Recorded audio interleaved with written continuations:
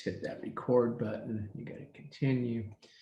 Okay, and just going through my background, Golden Gate for a couple of years. I taught at Golden Gate for about 9 years, from 2000 to 2009, teaching governmental accounting primarily. I did teach an auditing course one time during that period.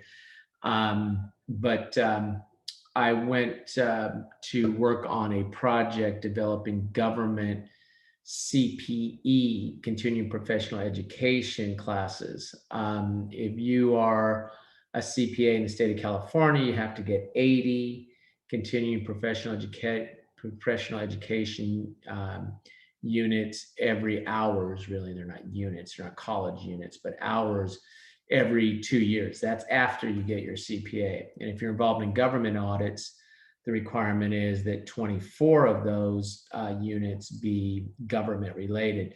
So I was working with Becker Professional Education at that time to develop CPE. So I went away from Golden Gate for a while, 2009. And then, as I mentioned, I came back a couple years ago. I worked for the federal government for 26 years, an agency called the Government Accountability Office, doing financial statement audits for probably the first half or so of that time. And then I moved over to what they call program audit for the last, and I'm going to be bothered by that sun. So I'm trying to get myself away from that beam of light that's shining in my eyes here. And I was involved in program audits for the last half of that 26-year period. So I spent some time financial statement audit, some time with program audit at the GAO. And then in 2014, now going on almost, over 7 years ago, I decided that I was going to retire and teach full time. I had been teaching during that period that I was with the GAO, primarily teaching the CPA exam with Becker. So I've been teaching the CPA exam using these materials that we're going to use in this class for about 30 years. Part of that time, I was also working as an auditor with the GAO while teaching the CPA exam, and added Golden Gate to that for a little while there from 2000 to 2009. Worked on some CPE while I was still working for the federal government.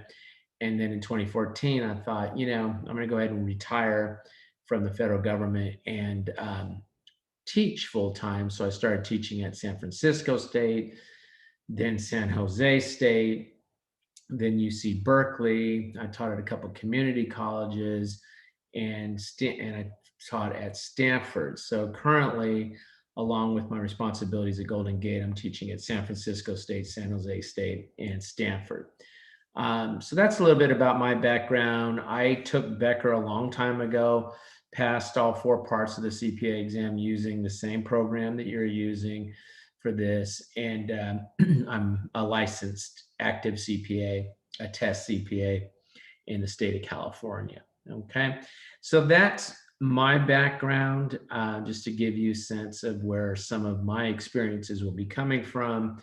I will use examples in the class from some of the audits I've been on for the class, for some of the audits that I've been on with the GAO. So when you hear me mention GAO, Government Accountability Office, I spent 26 years actually practicing as a CPA for the federal government.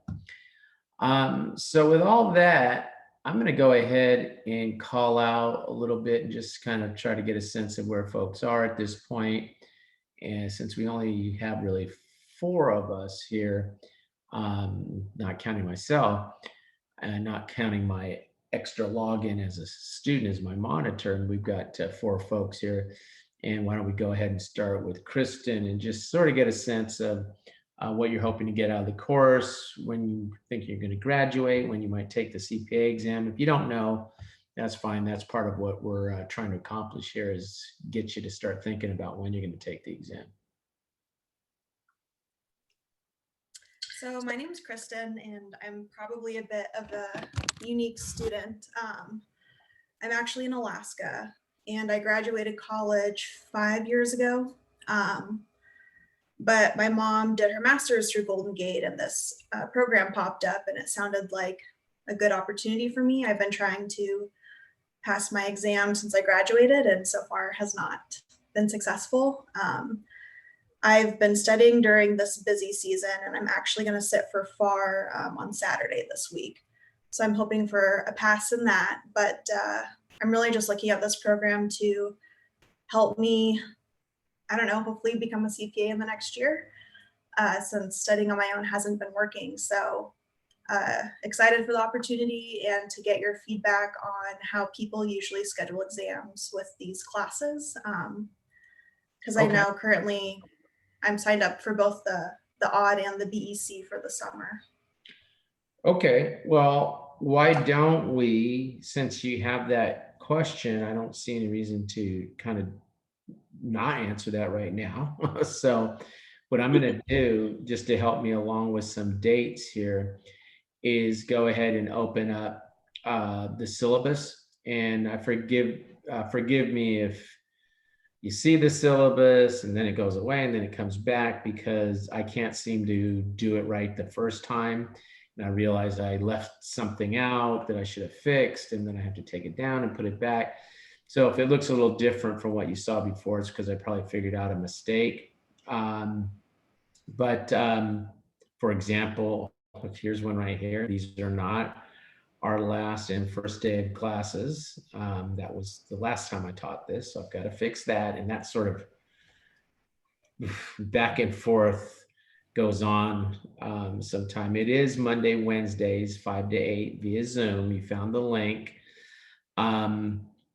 We are basically trying to help you pass the exam. Okay. I mean, that's really the objective of the course. So even though, we have some of the things that you would learn as a learning outcome as part of that process to pass the exam, at the bottom, at the end of the day, we've accomplished this if you pass the exam.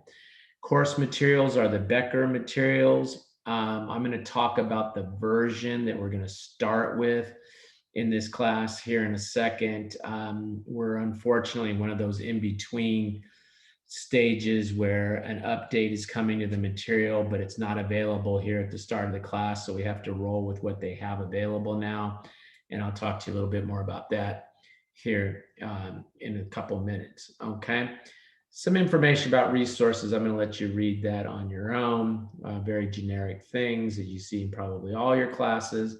I'll talk about grades in a minute. You've heard my background. I want to get to this, okay, because this gets to Kristen's question about when to schedule the exams and stuff, particularly if you're going to move into BEC after this. So this is our first class. We do about a chapter a week, the 2 sessions, okay? And then we'll wrap up on the 28th, okay? Now, the BEC class, which I should know because I'm teaching that class, but let me look at Golden Gate University class schedule.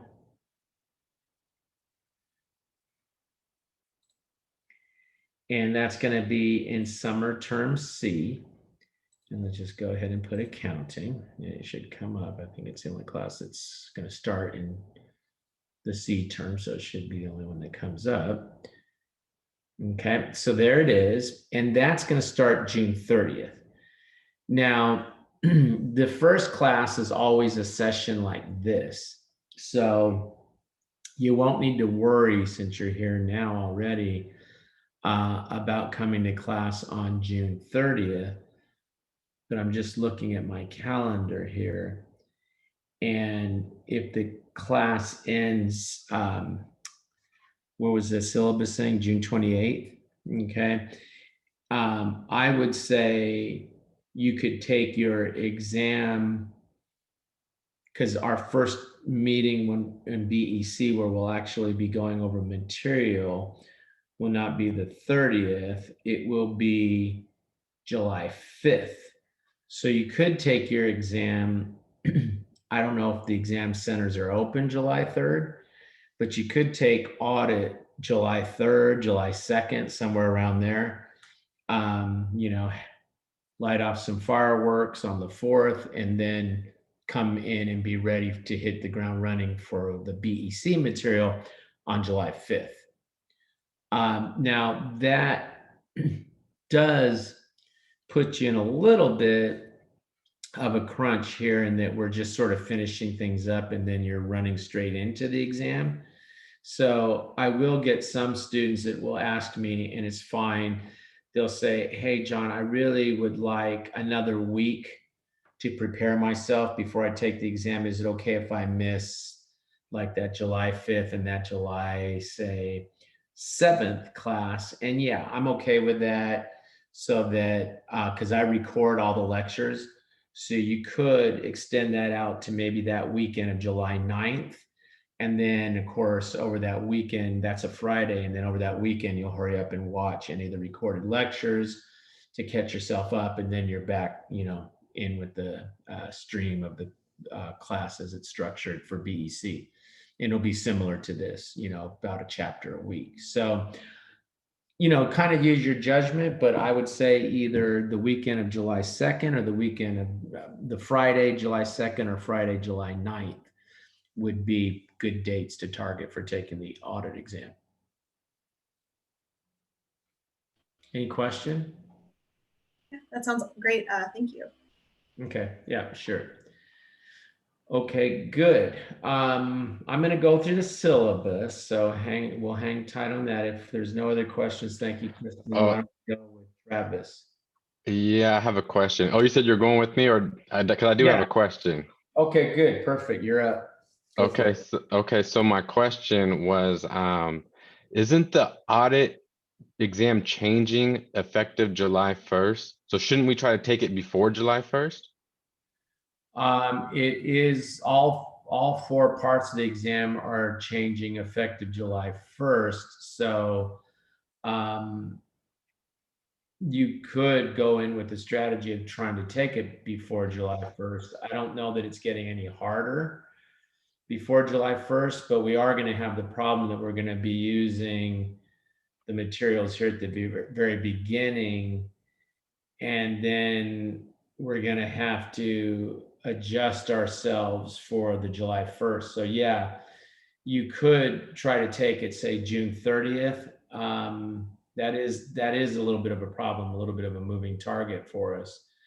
That we're studying the old materials. At least we're going to start with that, the current, but actually kind of old materials if we take the exam after July 1st. And then is Becker updating with the new stuff in June? The new material is supposed to update June 1st. That's correct. That's why you haven't received an email from Becker yet, because I told them not to send it to you until we've had this conversation, because I'm going to ask you to wait before you order your materials, even though I have to start teaching the class with the old materials. I don't want you to use your book credit on old materials. I want you to wait till the new materials are available before you order the book. Okay. So if you look at, it probably helps if we look at e-learning.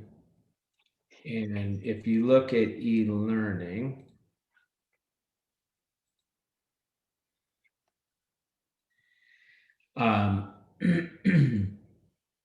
I've already posted the PDF, which is version 3.5 for all the chapters. So you'll have the PDF for the chapters, and we have no choice. We got to start the class here. And they're not going to release the update of the materials until June 1st, which is, sometime down the road here when we're about in the middle of the class, right? So what I'm asking you to do is when you get the email from Becker, you'll follow a link in that email, and that email will be coming shortly. Again, I had them hold off on sending it because I didn't want anyone to accidentally claim the material that's going to be updated in the middle of the class, right? So I asked them to hold back on that, but you'll get an email. You'll click on the email, you'll follow the registration process, and when you get it, it'll be version 3.5. Once the new version comes out, there'll be an option for you to see version 3.6. So you'll be able to start the class with 3.5, and then 3.6 will kick in, as I've said, about the middle of the class, unfortunately. But down here, you can't see mine, but down here, you can't see it on mine, but down here, you'll have a button that says redeem. Do not redeem until I tell you to. Do not redeem until I tell you to. I want you to redeem your book after the new book comes out. I don't want you to. I already redeemed. I don't even see how you got an email to know to redeem. Well, I have Becker through my employer. I see.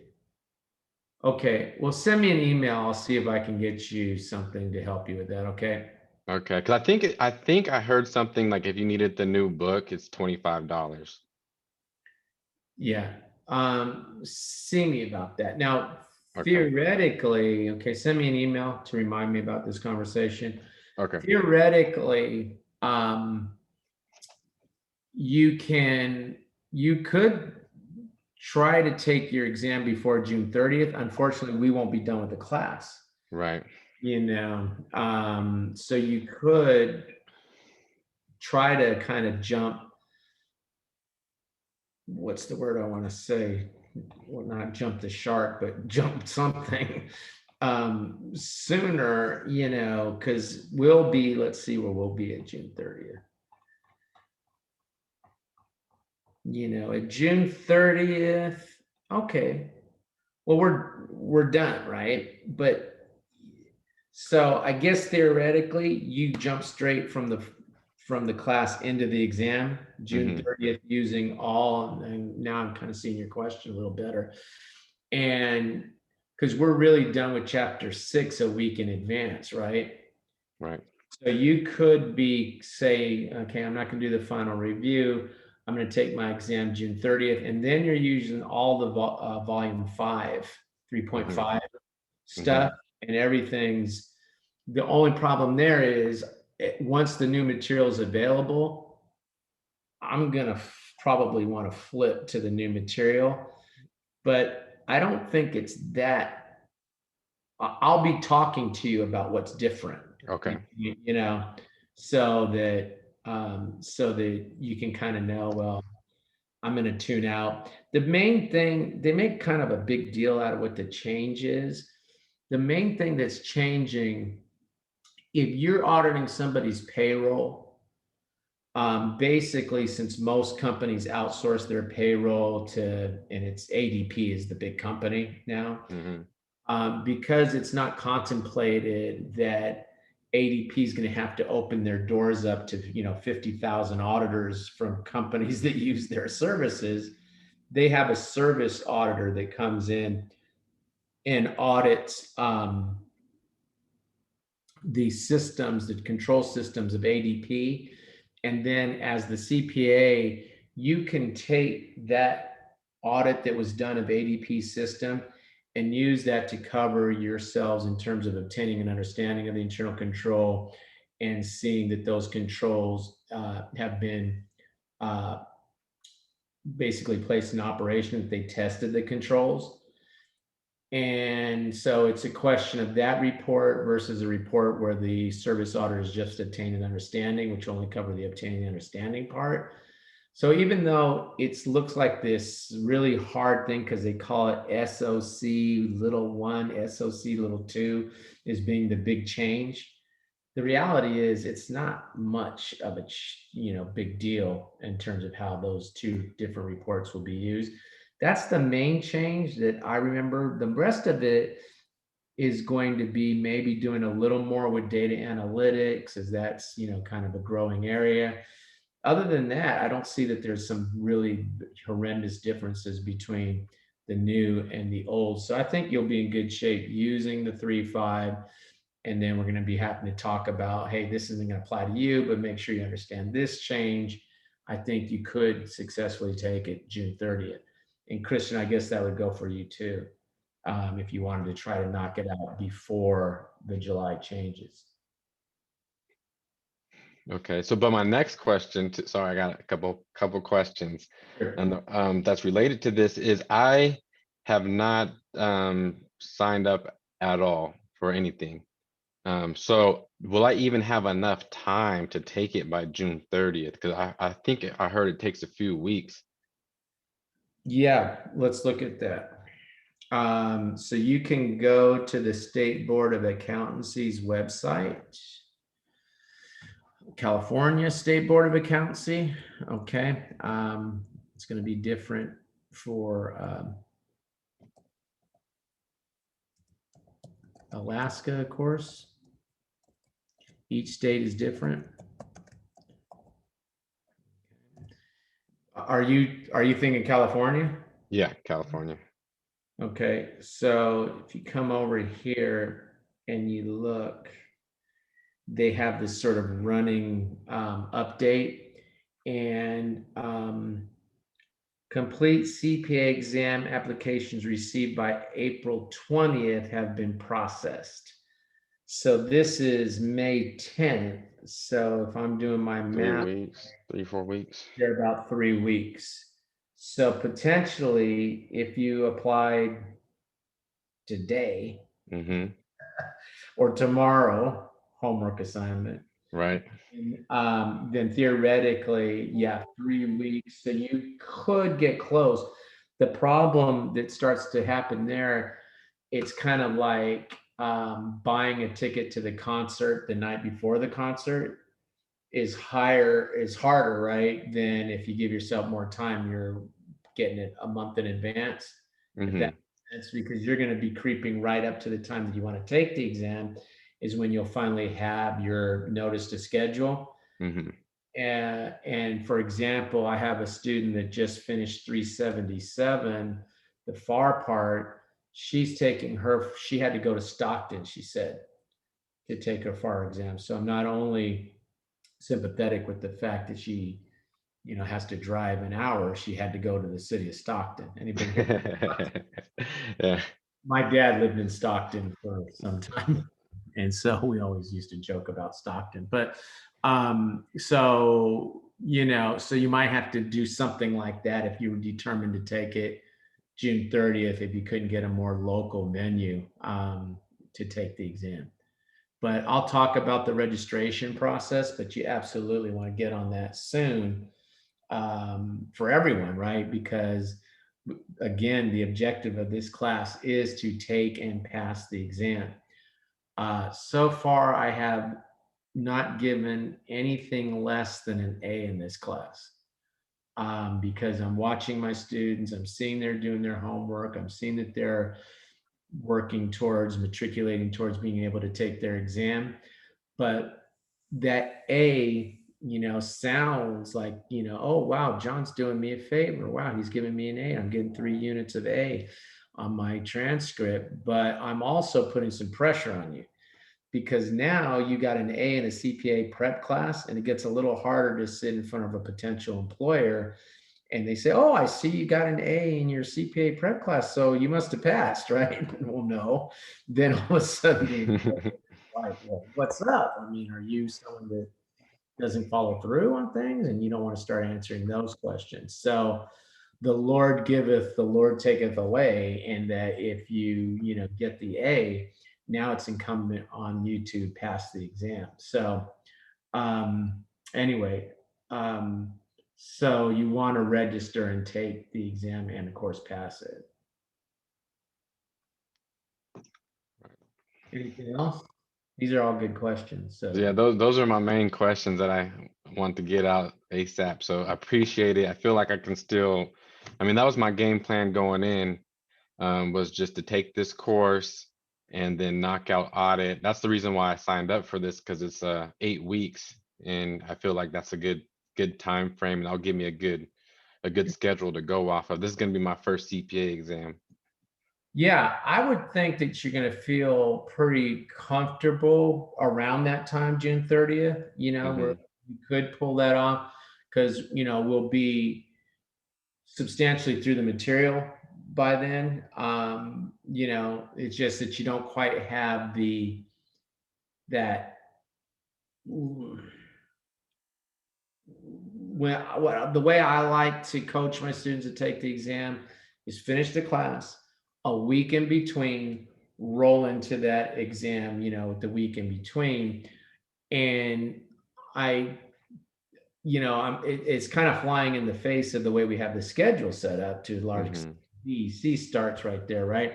That's why I say, well, yeah, but that first class, you don't, there's no, it's this kind of a discussion, so it's not relevant to studying for your, say, BEC exam.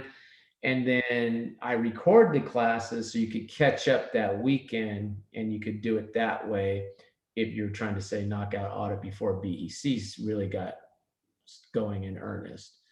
But um, you could roll straight in. It's just kind of realizing that as I'm sort of finishing that last chapter, you're already going back and reviewing material from previous chapters so that when you go in, you feel comfortable. And I'm going to put up the how to study schedule in a minute, and you'll see how I talk about doing the final review and the prep for the exam. So I kind of got a little plan for your life for the next, 7 weeks, 7.5 weeks as we're going through this, and then how you'll review everything. And you're going to probably have to do that while we're still finishing up those last couple of chapters, assuming you've determined that you will be able to and you want to take the exam, before July 1st. Got it. Pressure's on. Yeah, CPA exam. When I was studying for the exam, okay, back in the olden days when dinosaurs roamed the earth, you had to take all 4 exams over a 2.5 day period. So as you were getting ready for the exam, it was all 4 exams in this sort of crunch. Now you can take the exam, as you're well aware, one at a time. However, unlike in my day where the set of standards were like this, for you guys, the set of standards and skills are like this. As any profession, any society advances, we gain more knowledge. Um, and so, yeah, but it's doable. It is definitely doable. Okay. Thanks. You want to go ahead and give us a well, I guess we know you want to. Yeah, Um, I mean, it sounds like, I mean, everybody gets the gist, this is going to be my first CPA exam. I was actually in the Masters of Tax program. I'm one class away from graduating, but I want to pause that and knock out the CPA exams. I was taking the MST because I'm in public accounting. I'm a tax guy, I do tax, so the MST was helping me with that technical knowledge. But now I want to get that CPA exam knocked out. This is like my second year in public accounting. So I'm really anxious or motivated to get these CPA exams knocked out. So my plan is to take this class, and I'm enrolled in the BEC one, but I'm not 100% sure if I'm going to be in that class. I might drop it. I'm going to definitely use this one as a guideline and see how it goes from there. But hopefully I can knock all 4 out within a year. yeah, and we are going to teach you to fish to a certain extent, in here. So you might be able to say, okay, yeah, I got it. Some Hmm. people look and say, well, I like to take it with John here at Golden Gate, pay the tuition, of course, um, because they want the units for a degree. But also, I don't know if you've ever watched the Becker lectures, but I'm not going to be circle this, underline that, and that's all I say.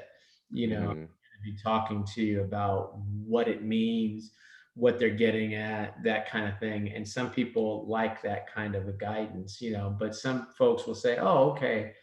And I've told people that, you know, maybe are getting ready for an exam and they haven't taken it with me, and they might want to say, well, how can I learn what I need to learn, because I'm not going to take the class with you.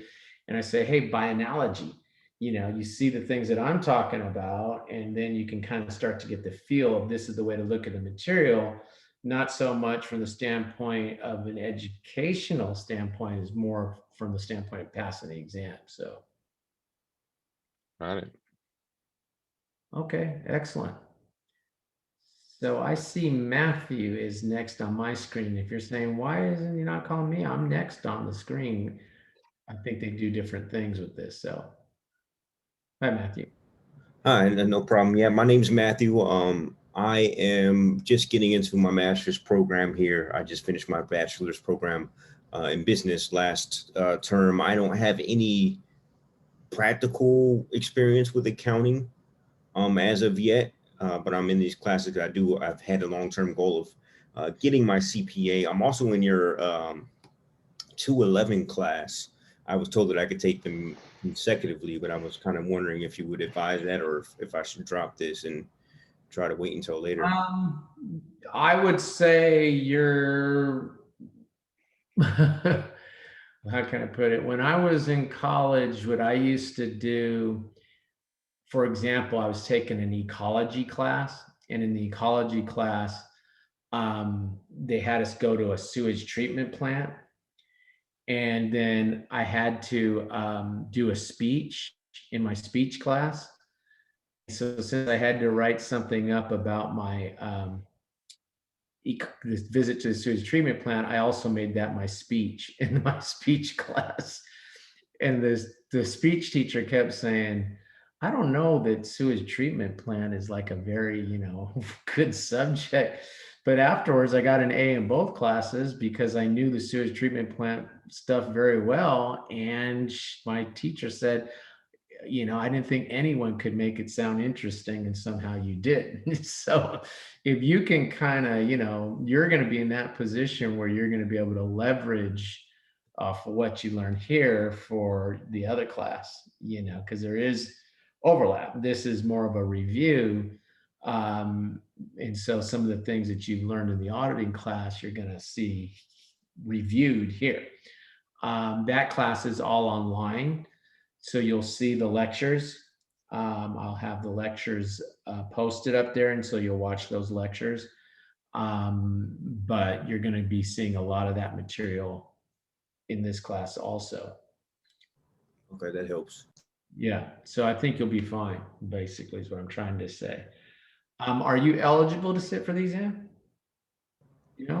I don't think so yet. I'm working through that sheet that you had up. I'm not.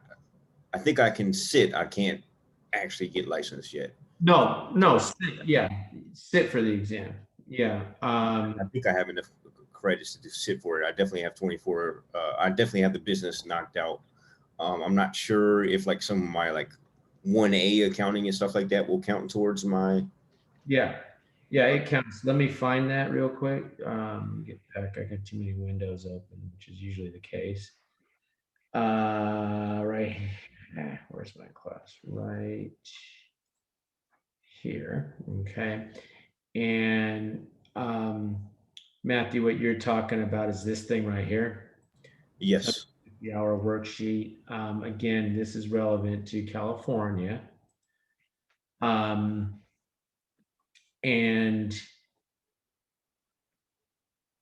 I guess I have to hit enable editing. And so basically this is the summary of the requirements, okay? And in the state of California, any accounting class counts as accounting. 1A, 1B, intermediate, anything you take. This class, any class that has a designation of accounting, Travis, any class that has a designation of tax will count.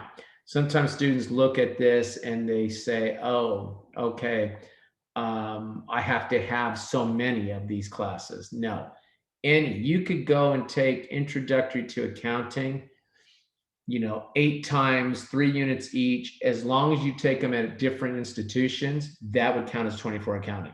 They don't care. Okay, so it doesn't have to be at any certain level. Business, all of these classes, including mathematics, counts. So to sit for the exam, you need 120 semester units, of which 24 to be accounting, 24 to be business, math counts, statistics counts, marketing counts. Okay, so that's to sit for the exam. And so what this worksheet is designed to do is, let's say you have, 1A, I'm just going to make it up, 1A, intro to accounting. Okay, and you go ahead and you put your 3 units there. Okay, now notice the worksheet does some work for you up there, and that it now says, okay, Tiger, now you got 21 to go. Okay, you put your next class, 1B, whatever. Okay, now you got 18 to go. And you go on, and I don't know why sometimes students want to violate the integrity of this worksheet. So you put the accounting classes, then you put, I don't know, some math class that counts as business, that goes into the business column and so forth. Okay, and now it's saying, hey, in business, now you got 21 to go. So this is the exam requirements. License requirements are these additional parts. But this is counting up your ability to sit for the exam as you put the classes in. And then if you go back to the summary page is actually also at the same time computing and seeing how you're moving along on the summary page. So I want folks that aren't sure if they're ready to qualify to sit for the exam, I need you to fill this thing out for me. Send it back to me. I typically will go ahead and correct it for you a little bit, because sometimes it gets confusing and folks put things in different places where they don't belong. Don't feel bad if I move some things around, because I can sometimes come up with a more efficient way for you to complete the requirements than you might understand. Look, how can I say this without sounding arrogant? You're not going to run into anyone else who knows more about this process than me. I'm the idiot that looks things up in the handbook. I'm the guy that calls the state 2 or 3 times in a row until I get the answer that I want as to how these different things will work. So I ask, and usually before COVID, I would just have you come to my office and I kind of have you do Judge Judy's court. Just answer my question. Give me this, give me that. I need this, I need that, boom, boom, boom. And we go and we figured out that way. We can't do that right now. Hopefully by the fall, we'll be back. So I ask you to fill this out, submit it to me, and then I can look and make some corrections, and then you'll know whether you're eligible to sit. And then once you've determined you're eligible to sit, then you go and you're going to do the application process, like Travis is ready to do, and we'll talk about that here in a couple minutes. Okay, I'm pretty confident I am, because I did start as an accounting undergrad.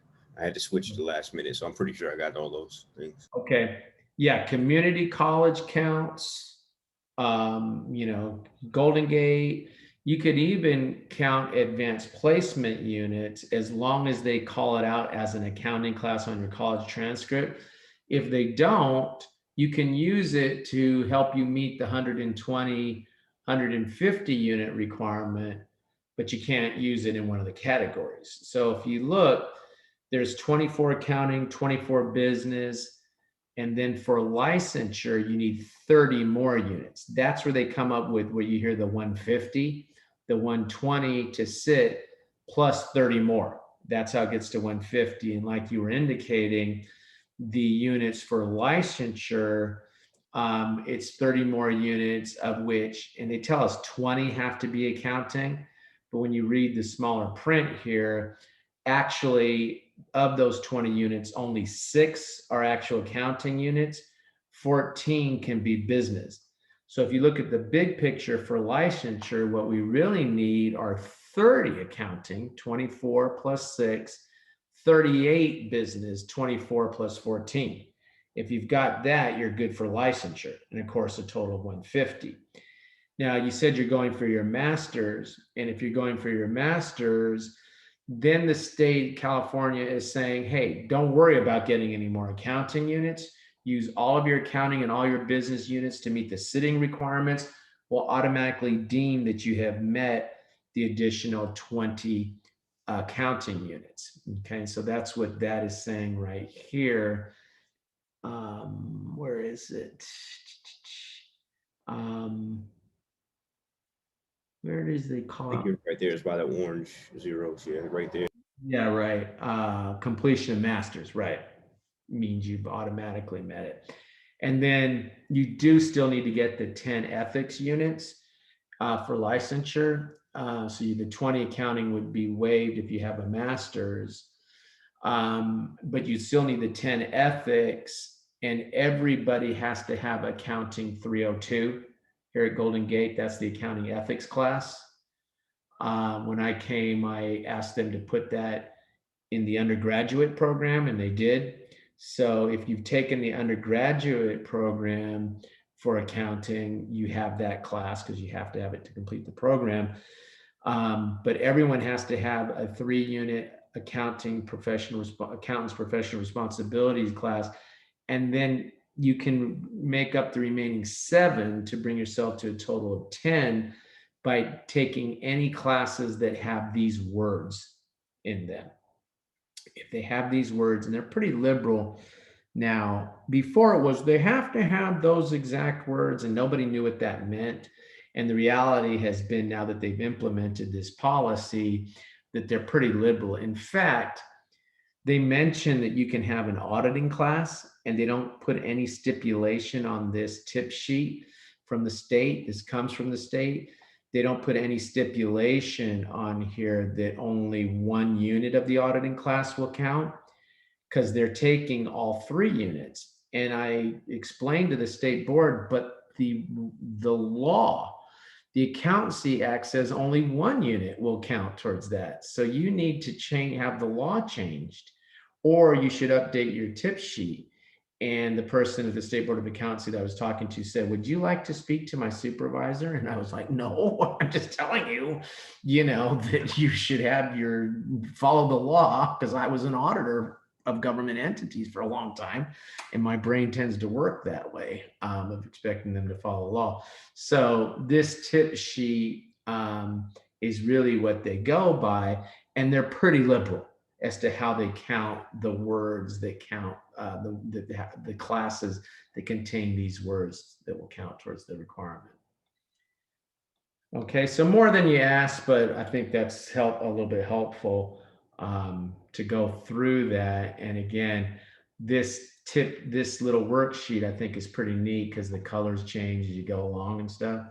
So Absolutely. I'll finish working on that. okay. Anything else? I can send it to you with, like, I guess my transcripts, or Yeah, you can email it to me with your transcripts, but let me jump back, and this is really for everybody, to, where's e-learning? If you come over here, you see this Cpa Exam testing plan. Okay, so I have a set of questions I want you to answer. Are you eligible to sit for the exam? If the answer is yes, go to question 2. Have you scheduled to sit any part of the exam? If the answer is yes, go to question 3. List below the parts of the CPA exam you've taken and or scheduled, include the dates taken or planned dates, and attach a copy of the notice to schedule means that you're eligible to schedule the exam, or send me something that shows that you are scheduled. Are you eligible to sit for the exam? If yes, go to question 2. If no, go to question 4. If you are not able to sit for the CPA exam, fill out the 150-hour planning spreadsheet, include planned dates to take the classes that you have not completed yet. Also provide planned dates to sit for the exam. 5, if you are eligible to sit for the exam but have not taken then yet please provide an explanation. And so when you submit that, you'll be able to submit the answer to those questions, I should say, in a Word document, and you can submit the 150 spreadsheet. And if you want to, you could submit your transcripts, or you can email those to me separately. Okay, thank you. Okay. And it's there in e-learning. You should be able to submit that. I know I'm jumping around, guys. You know, if you look at the grading, that's kind of a big deal. That's 50% of your grade. So sometimes I think people think, oh, isn't that cute? He wants me to tell him when he's going to pass the exam. Well, yeah, this program is designed, and so I'm kind of taking you to the what's the word, to the shed, to the responsibility, whatever it is. I'm expecting you to really plan this out, and I want it to be a priority for you to figure out when you're going to take the exam and that kind of stuff. If you look in this class, it's sort of a flipped class, and then you get more points for kind of, being part of the program than you do for doing a lot of exams and tests and homework. So I'm going to be able to spy on you. Becker has a software called Navigator, and I can go in and see how you're progressing on your homework. And I pretty much standard give these homework points to you, as long as I see that you haven't blown off the process and checked out of the class and not done anything. You'll get these 20 points. Examination is really nothing. The idea there is that you'll do a final exam. But again, using the Becker software, but again, these 20 points for homework and 20 points for exam are essentially awarded as long as you're going in week to week and trying to get through as much of the homework and stuff as you can during that time. I just want to keep you on track towards working homework and stuff towards, passing your exam. Very liberal. That testing plan paper is pretty easy. The guest speaker write-up, I'm going to have to give you a date to be determined at this point for the guest speaker. I will have one of two potential guest speakers. I still have to figure out how I want to do that, because I've got some colleagues in public accounting. And the one guy I like to use is a partner with PwC, and he's the partner in charge of emerging business in Silicon Valley. So, the guy's no joke, emerging business in Silicon Valley. He's in charge of that. And he takes a couple hours out of his schedule for my classes and comes and talks to us about that. Now, we won't take away from class time for that. It'll be scheduled at a different time, and you can come live, or I will record that session and post that up. And that's pretty easy. This is pretty easy rubric with some questions that I want you to respond to. So that's probably the main real work you have to do in this class, beyond the incredibly difficult task of sitting for and passing the CPA exam. Not incredibly difficult, but the incredibly,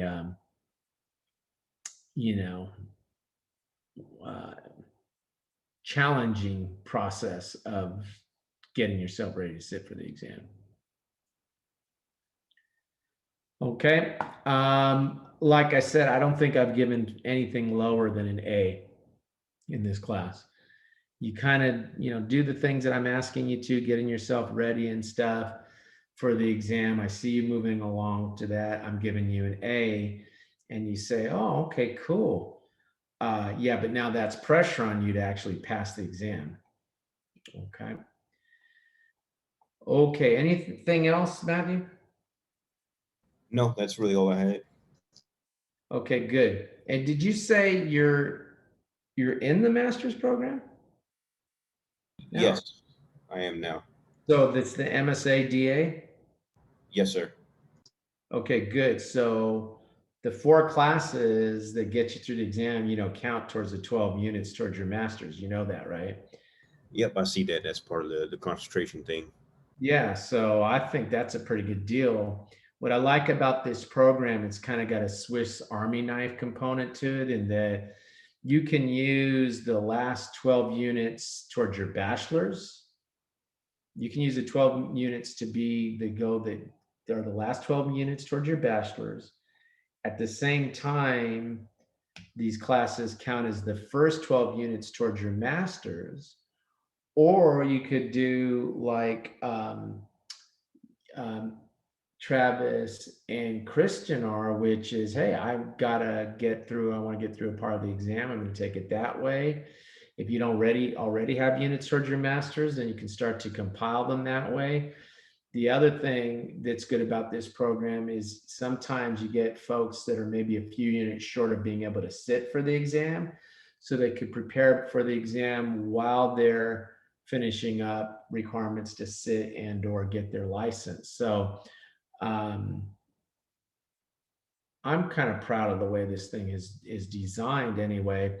Of course, the big prize is getting you to pass the exam.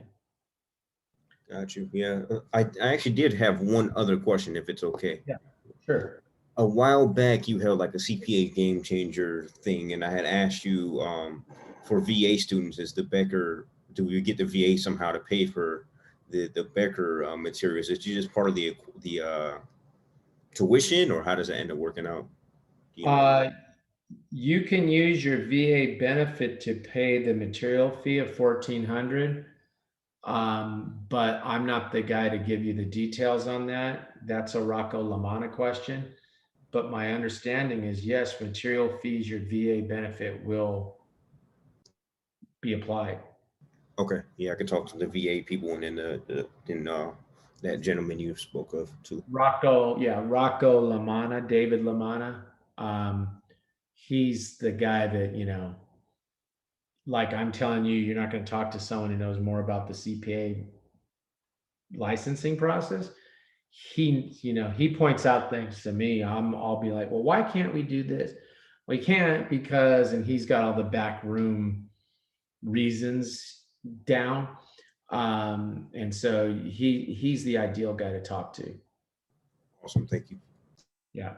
But my very basic understanding, and it's basic because that's about as far as my knowledge goes, is yes. I'll bet a buck that you can. If I'm wrong, I owe you a Coke. All right, no problem. I'm pretty sure there is a way to do it. I got to figure out what way to go about it. Yeah. Okay. Julia? Yes, hi everyone. I'm Julia. I graduated from San Francisco State University with a major in accounting. I chose the master accounting program at GGU because I want to pass the CPA exam. My plan to take the exam is next year, and I'm taking this class now because I want to give myself enough time to prepare and to review the material so I can feel confidence sitting on the exam. Okay. I'm of the opinion that if you take this class, you should take this exam. Not next year. You should take it this year. That doesn't mean that you have to finish all 4 parts of the exam this year. But my advice would be, if you're saying, hey, I can stretch this out over the course of a year or whatever, which is fine, over a course of time that'll take me into next year, that's fine. But I would say take the auditing exam, don't take the BEC class when it comes up. And then, in the next you know, that whatever it is, we finish June 28th and boom, June 30th, you're taking the BEC class. I would say to give yourself enough time, take the auditing exam at least before FAR starts in the fall, because FAR is going to be in the fall. So you'll take FAR in the fall, then you can take, and BEC will cycle back in January of 2022. You take, you know, BEC, and then maybe you finish with regulation. So you're going into next year. I don't advise kind of, you know, taking all the classes one after the other, boom, and, you know, the new information is erasing the old information, and then try to go back and figure out, you know, your testing schedule from then. Does that make sense? Yes. I did not think about that. Thank you. Thank you for the information. Okay. I'm not giving you information. I'm telling you what to do. So I highly recommend that you not study through the 4 parts and then take the exam after. If you're eligible, you should be scheduling the exams as you complete the classes. I can't emphasize that enough. Okay. All right, good. Quick question. Mhm. I had talked to someone a little bit ago and they made it sound like they weren't going to offer any of these classes this fall. Is that not the case? That's incorrect. So unless they decide to fire me and forgot to tell me or something, but my understanding right now, I'm not sure who you talked to, is that, and I can follow up on that, is that we're going to have 377, so we'll have 380. Then we'll have 378 is BEC. That's the one that you told me you're signed up for after this. And then 379, which we're going to hope you will care less about. I mean, Yes. 377. Sorry, 377 is FAR. 377. And 379 will run at the same time. So they're going to change it to a 15-week schedule. So this all might work out pretty good for you, because we'll say you're done with FAR, then you're going to finish audit, you'll finish BEC, and then you only have reg left, and reg will come and be available in the fall, and you can take the reg class and finish up the 4 parts that way. That'd be awesome. Yeah. So okay. unless they've made some change and forgot to tell me about it, that was the last sort of, you know, administrative scheduling type conversation that I had with the team. Where'd you hear it? I can't remember his name, but he was the assigned guidance counselor that I had to meet with. Okay. Well, let me do some investigation on that. You know, we'll call it a rumor at this point. But to my knowledge, that is not the case. Okay, and that I was hoping that was going to be the case, because it would be awesome to take another one this fall if this all works. So thanks. Yeah, I mean, I can see, the only thing is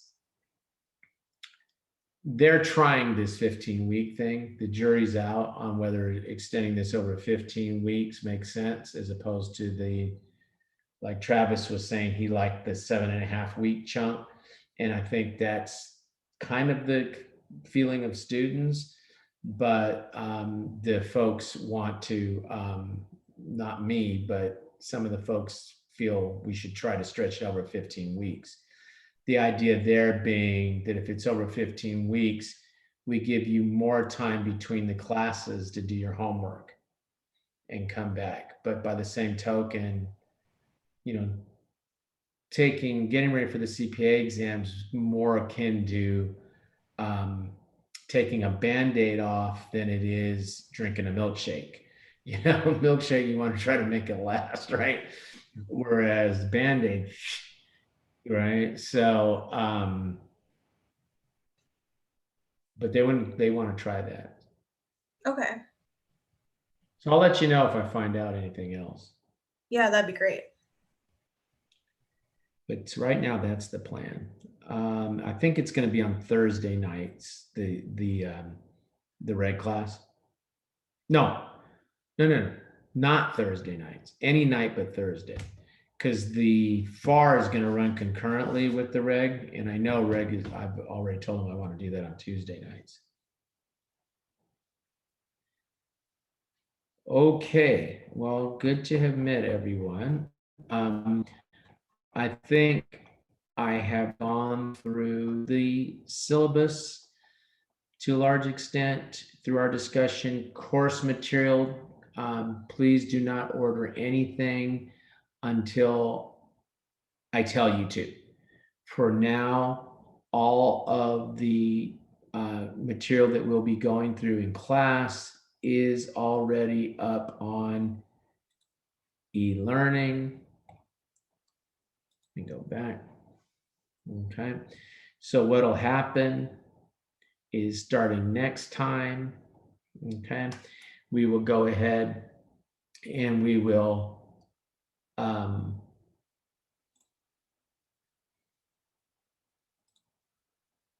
look at the book. I'll put the book up here on the screen and we'll go through page by page. Okay. Now, I do recommend, and it's kind of horrible because if you print these out, you're going to burn out your printer. You can see 104 pages. So if you print these out, just be ready for a horribly long print job. Or you could get your tablet and mark up along with me. But I recommend that you have a markable version of the book in front of you as you're going through the material, because I'm going to be highlighting and calling out flashcards for key areas or giving you an explanation that I'm going to be writing in right next to whatever it is that we're talking about. And so you want to have the book so that you can kind of mark up as we go along. And then you kind of got your little, textbook. Think of it if you were in the class and the professor was telling you, okay, here's the textbook, here's what you're going to be tested on, and here's how you're going to answer the test questions. That's what we're doing, right? You'd sit there and you'd write every single thing down. Well, that's what we're doing here. The only difference is I'm not giving you the test. The state is giving you the test. State of Alaska, state of California is giving you the test. Okay, but don't order the text yet. I mean, no, I've said that. I'm getting annoying because I've said that a number of times. Occupational hazard, as a teacher, you tend to repeat yourself over and over. So don't order that yet. I have put up the things. Now, there will also be, each time I'll record the lecture, and the lecture will be there. I don't have any expectation that you're going to go back and watch the lecture again. It's there on an exception basis. So let's say you're on page 27 and you're like, what did he say about this? I don't remember what I wrote here. You can go back to that part of the lecture and watch that part again. Okay. Now, in your Becker materials, okay, if you take a look at, say, A1, okay, oh, that's the exam blueprint. We don't need to worry about that. I guess it's right here. If you look in A1, then you have your questions, okay? So I don't recommend you watch the lecture. That's not me, that's Becker. You could watch them if you think maybe they're going to give you a better explanation of something. I don't feel that their lectures are that great. That's why I'm here and I'm giving you the lecture. But sometimes students say, well, I like the way Peter Olinto explains something, or whoever it is. Okay, so you can watch those, you don't have to. I recommend you watch this. Okay, you do these skills practice. I think these are helpful. And then you've got the multiple choice questions, which you absolutely should be doing. Okay, and so when you go in And I don't know if it's going to make me download those. No, okay. Green is good, yellow is bad. Okay, so you want to try to answer those correctly. I'm not grading you on correct or not correct. I'm grading you on did you attempt the questions. So when I look to see you're doing your homework, I can look to see to what extent you completed the things you were supposed to. Okay. Again, if you're not perfect, you don't get through every single thing, I'm not going to kill you. I just want to see that you attempt it. Okay. Now that's the multiple choice questions. You also have simulation. Okay. And these simulations are on the exam, and you should practice with these homework simulations as well. Okay. So the three key things that you should be doing are going to be as you go through, and it's not just one module, guys. You have all these different modules where that pattern exists, in which you're going to be having multiple choice. This I recommend, you don't have to watch the lecture. I recommend you look through the skill practice, the multiple choice question, the simulation. Okay, so this is your week-to-week homework that you should be working using the Becker software. Again, I don't care about watching. I don't really recommend that you watch those lectures, but those other items, yeah. You also have practice exams, and you should take at least one of these before you go into your exam. Okay, and you should take it under exam conditions. So the exam is a 4-hour exam. So you should set aside 4 hours and sit there and act like you're on the exam, going through each of the testlets, watching your time as you go through the testlets, etc. Okay. Now, that's the software. What I want to do, any question on that? Okay, what I want to do is come up here to this exam structure, and forgive me, guys, it says accounting 377 on that. Well, I know we're in 380, but I just want to look at a couple of things here about the exam itself. Okay, so the exam is 4 hours, as I mentioned, and this comes from the ICPA. And this is one of the first times, in fact, the first time when they came out with this, the American Institute of Certified Public Accountants, which are the people that write your exam, have ever indicated times that it should take you to get through any parts of the exam. So it's a 4-hour exam. They give you a 15-minute break. The audit exam, the FAR exam, BC regulation, all follow this pattern. And they're the ones that say the first half, which contains multiple choice testlet 1, multiple choice testlet 2, and then the first task-based simulation, which is testlet 3, then that should take you 2 hours. That's according to the ASCPA. You take a 15-minute break, which doesn't count against your time, and then you come back and you finish the last 2 testlets in 2 hours. Well, when they did this, okay, what I did was I said, well, okay, I'm going to advise my students how to allocate those 2 hours between those testlets. So when you look at this slide, and I'll put it in slideshow mode for this one. When you look at this slide, notice, for example, for our auditing exam, there are 72 multiple choice questions and 8 task-based simulation. You get 50 points from the multiple choice, 50% of your score from the multiple choice questions, 50% of your score from the task-based simulations.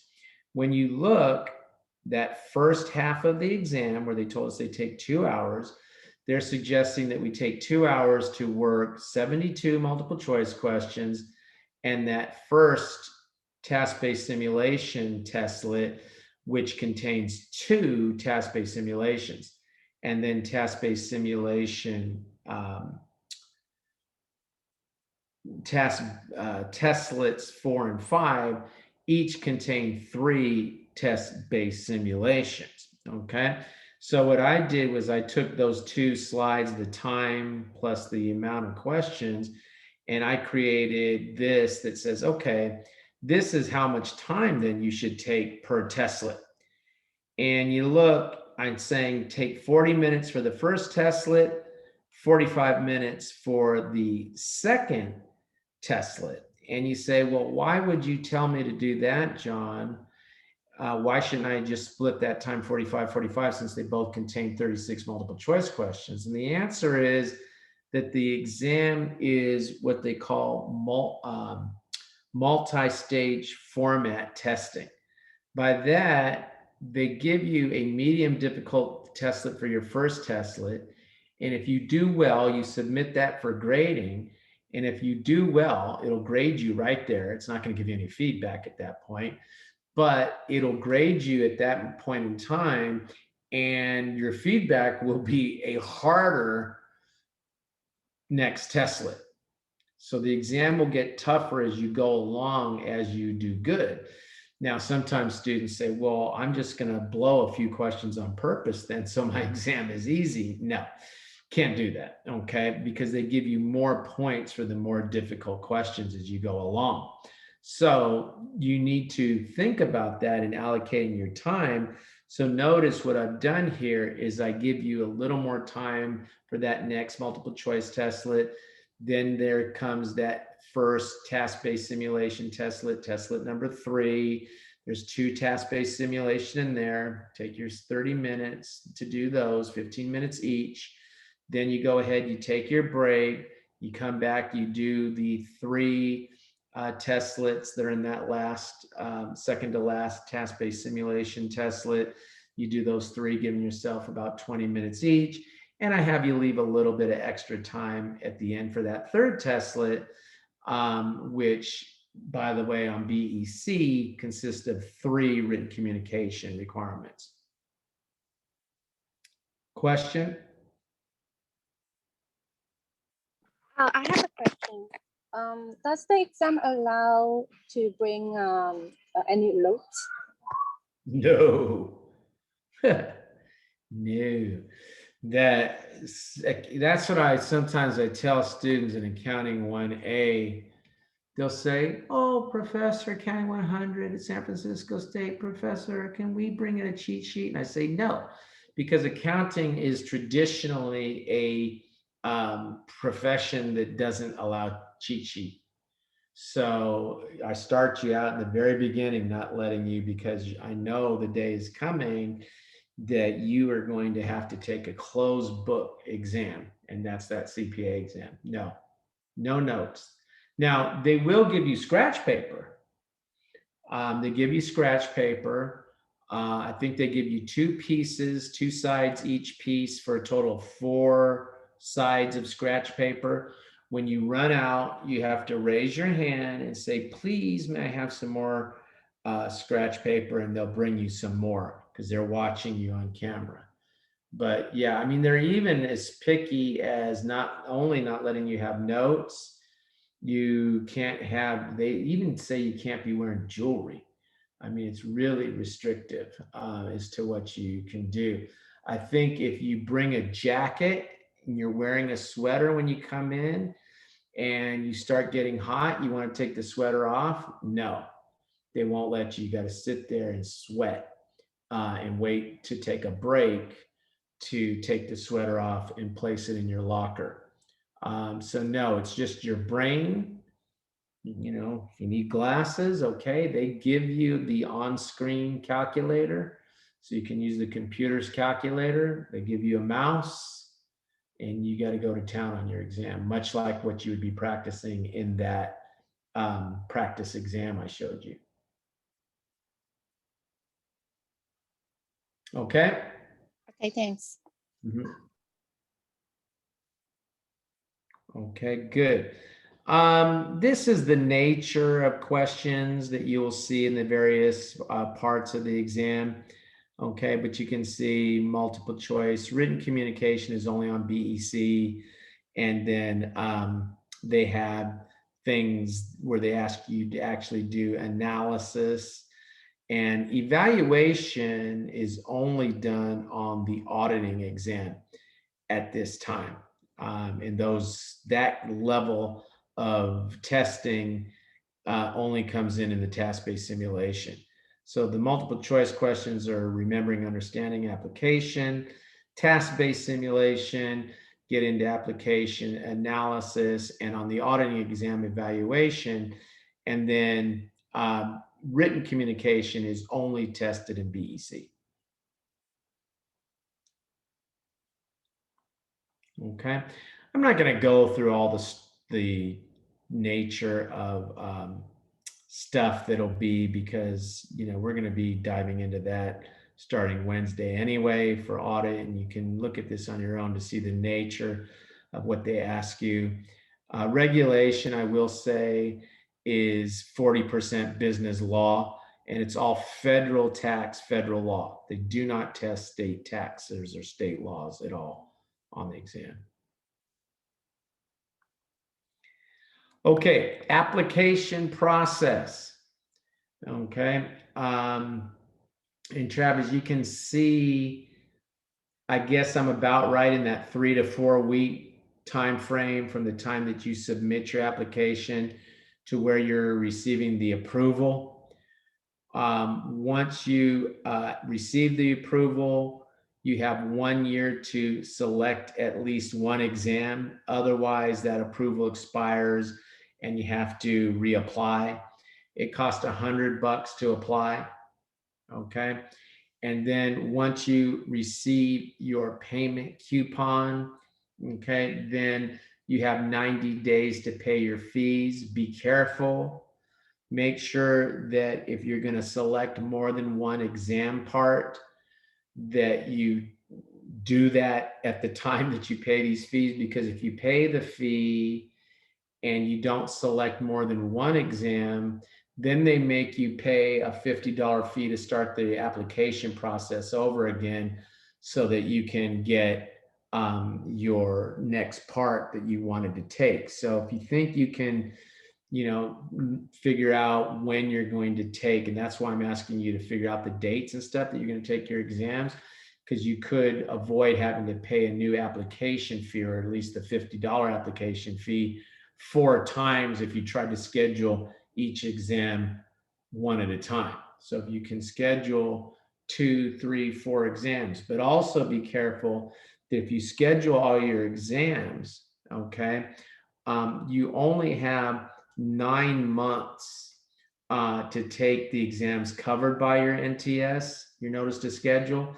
So if you can't complete all 4 exams in 9 months, don't pay for them, because it's like having a ticket to the ball game. The ball game is on, July 15th, and then you don't go to the game on July 15th. And instead of it being July 15th, within a 9-month window, if you don't actually take that exam within that 9-month window, once you pay for the exam, you forfeit the exam fee. And the exam fees, Kristen, do you know what the exam fees are? Or somebody that's scheduled? I always forget that. Oh, I feel like they change. It also depends on how many exams you sign up for at once, but I think for Alaska, I just signed up for FAR this time, and I think it was like $80 total between the NTS and everything. And the exam fee? Mm-hmm. No, really? Yeah, I think so. You're ripping us Californians off. You sure? I can double check. Let's do it.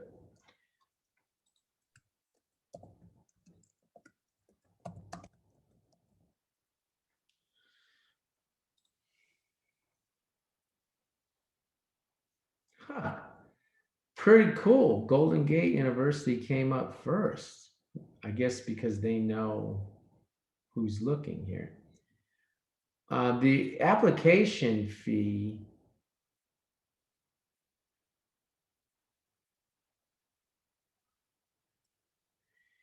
this thing is saying 208.40 per exam. Okay, so my application fee is 90, but then to pay for FAR was 224, so it was 314 in total. Say that number again. So the application fee was 90, and then the FAR exam was 224. So the total was 315. Yeah. And this is saying Missouri. Why would it matter per state? Okay.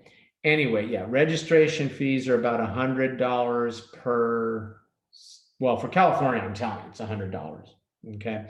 And the exam fees are in the $200 range per. But you got to be careful. If you pay for all four at once, and you probably do get a better deal when you pay for all four, you got to complete them in what? In 9 months. If you don't complete them in 9 months, you forfeit that fee. Okay. By the same token, be careful on the other side, because then students say, well, I don't know if I can do it in 9 months, so I'm just going to schedule one exam. If you do that, then when you're ready to schedule your next exam, you've got to pay, and it's not $100 again, but you got to pay the $50 fee.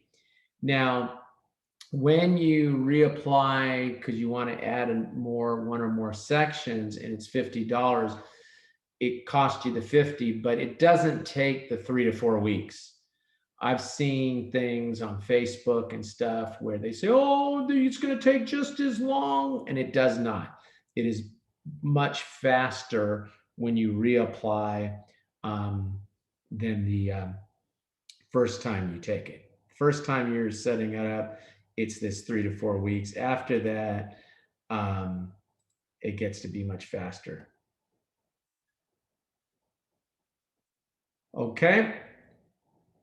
Okay, now where you'll go is you'll go to the State Board of Accountancy. I'm going to do, again, forgive me, California.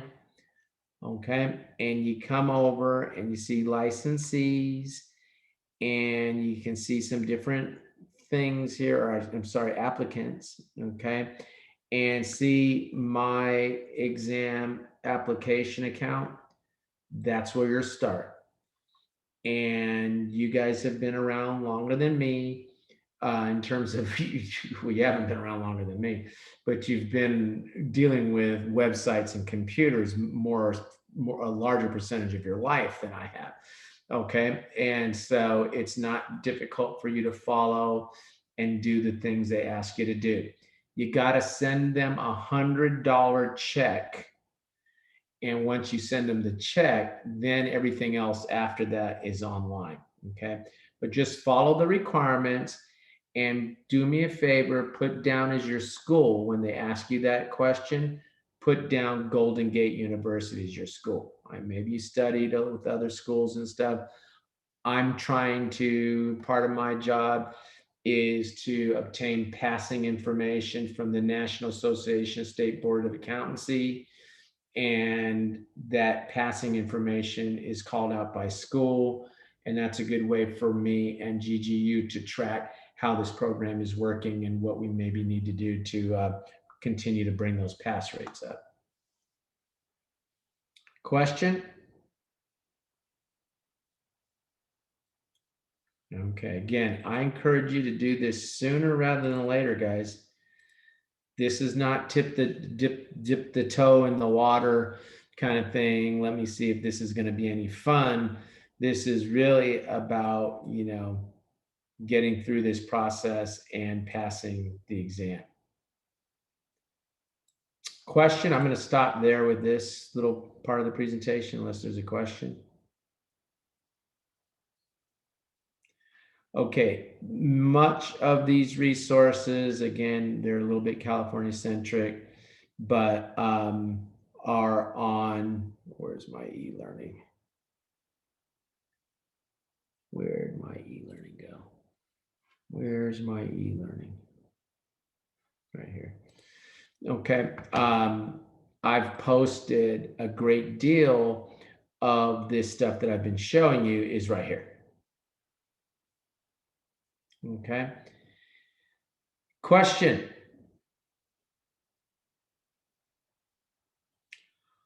All right, guys. Well, good questions, good work. We will hit the ground running on Wednesday. Do not order any materials yet if you haven't already. I will give you the green light as to when you should order materials, but you will be receiving an email from Becker.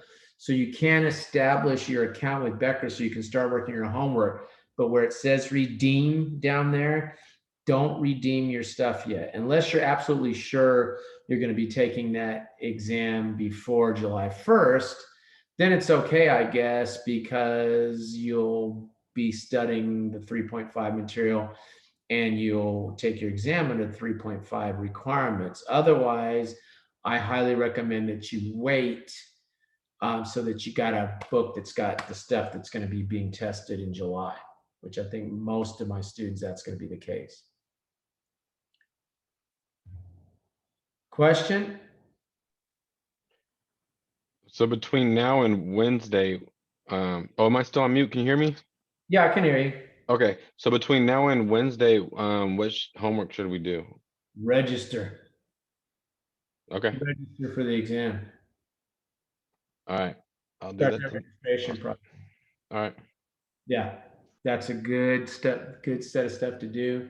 And then make sure if you, Travis, already got your book, make sure you got your book in front of you Wednesday at 5 o'clock. We're going to start going through the material.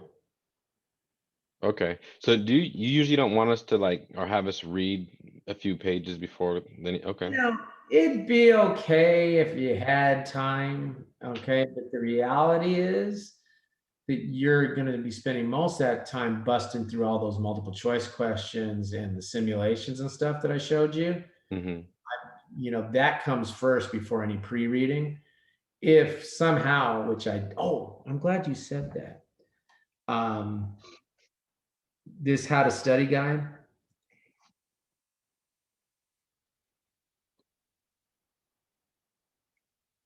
is actually going to kind of answer your question. Okay. So this is in here. And so there's your question. Very good. Okay. Do not read the material before class. I don't think it helps much, and I doubt that you'll have the time anyway. Come to class, make the note card suggestions. I give you flashcard suggestions. Then let's say that's on a Monday, just to go through a typical week. Then on Tuesday, you should make the flashcards, study the examples. Don't read the book like a textbook. It's better to make the cards that I suggest and add cards that you think might help. Now, with the package, you get the electronic flashcards, but I want you to either look through the electronic flashcards to see if you have something that covers what I'm contemplating on the flashcard. If not, then make the one that I'm asking you to make. Your package that you purchased, I don't know what your employer got for you, but the package that I was able to work out with Becker included the electronic flashcards. Maybe your employer got you the hard copy flashcards. If they did, that's fine, but I still want you to supplement them with the ones that I'm calling out if there's not something that kind of covers that concept. Once you make the flashcards, memorize the cards, no peeking. You should be able to, it's a short question on the blank side, short answer on the line side. And you should be able to say, this is the opinion, unmodified opinion, the key elements, and be able to recite that from memory, right? Because there's no notes on the exam. So that's how you have to do it on test day. Then after you've done all that sort of prep work, then you go through and work the multiple choice questions that I showed you, and you should strive for 75. You should be trying to get a 75 on those. If you work, say, 100 questions and you get 60 of them right, well, that's a 60. So now take those 40 you missed, rework those. Try to understand what you didn't understand about those. See if you can find a pattern. Make some flashcards that'll help mitigate that area that you had a weakness in, and then go back and work the questions. Once you get 75, put them away. I get some students that want to sit there and they want to work the multiple choice over and over and over again. And after a while, you've memorized the question. oh, I remember this one. Yeah. And you aren't now developing any more muscle tissue on that. You're just reciting something that you've memorized. So I rather you stop at 75, put that material aside, leave it there, because you're going to go back through everything prior to your exam. And then I ask you to go ahead and spend about an hour or so working through those simulations that I showed you. So work through the simulations, okay? And I've given you, remember I said I planned your life? Okay, so here you go. This is a little bit different because I think this was contemplating a Saturday. What was this contemplating? Spend 3 hours making flashcards. I don't know. Figure it out. But Monday, Wednesday, obviously you're in class. Okay, but this gives you a sense of a day-to-day type of schedule. Okay. Yeah, I think 8 hours on Sunday. Sunday, especially not during football season, if it was me, Sunday is a great day to study. Okay, you can go to church early in the morning, come home from church. Okay, while you're at church, pray. Please let all my CPA exam questions be easy ones. Okay, come home from church and spend about 8 hours studying on Sunday. Okay, then these are the final review steps. Okay, so that's what I'm talking about, that luxury of that extra week if you have it. That's where I'm saying go back through every single multiple choice question again. Okay, then work all the multiple choice questions for audit 1, audit 2, audit 3, and so on. Once you've worked every single multiple choice question, your homework again, go through the simulations for each lecture. You don't have to rework them, but go back through them, reminding yourself how those went. Okay, complete the final review material. Part of the package has the final review material. And then when you get about 2 to 3 days before the exam, all I want you to do is keep going through the flashcards. I hear all kinds of, amateurs saying, oh, yeah, the couple of days before your exam, go and do a nature walk. Unless the birds are chirping the answers to the questions to you, do not do a nature walk. Do you see Stephen Curry walking, smoking cigarettes and laying down on the basketball court before the game? No, he's out there shooting shots up until the last minute. Then when they come out at halftime, they do it again. They're professionals. They stay loose with what their job is and what it is they have to do. So I don't expect you to just start busting through a bunch of multiple choice questions, those last few days, but at least stay loose. Keep looking at your flashcards, picturing your mind's eye what the key concepts were. Okay, and then the day before the exam, get some decent rest. And then when you go to the exam, make sure you know where the exam site is, what the parking situation is. You know how that goes, guys. If you don't think through those things in advance, you're going to go and you're going to get to the exam site and all they're going to have is meter parking and you're not going to have any change. And I don't want you to sit there and flip out and stress out on something like that. We need to have everything geared towards, passing this exam. Okay, so that's in there too, the final review. I recommend how to study. I recommend printing this and keeping this with your book so you look and you make sure that you're kind of following through the process. And as you go along, you'll develop your own rhythm. I mean, it's not like you have to do it exactly like this, but you should be thinking about being routine, being, systematic in how you're preparing for this, because it's enough material and stuff that you've got to have some game plan as to how you're moving through this material. Because unlike in a college course where you're going to study this much, get a test, study this much, get a test, it's a testing date that's out there some ways. And so you got to work to keep yourself on track, because you don't have these testing flags coming up at any point in time. It's far off in the distance. But if you don't do this, then it's very easy to get sidetracked and off track and say, well, I'm going to push the exam back and all this stuff. And that often is more the reason people don't pass than that they're not able to understand the material. Okay. Questions, concerns?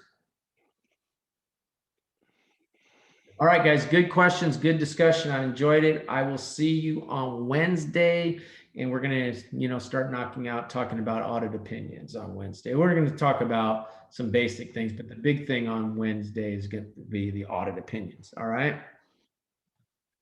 All right, guys. All right, sounds good. Thank you. By the way, this is the one and only class in which we'll get out early. In case you're thinking this is going to be the routine. Okay, guys. See you. All right, thanks, John. Thanks. Bye. Thank you. Bye.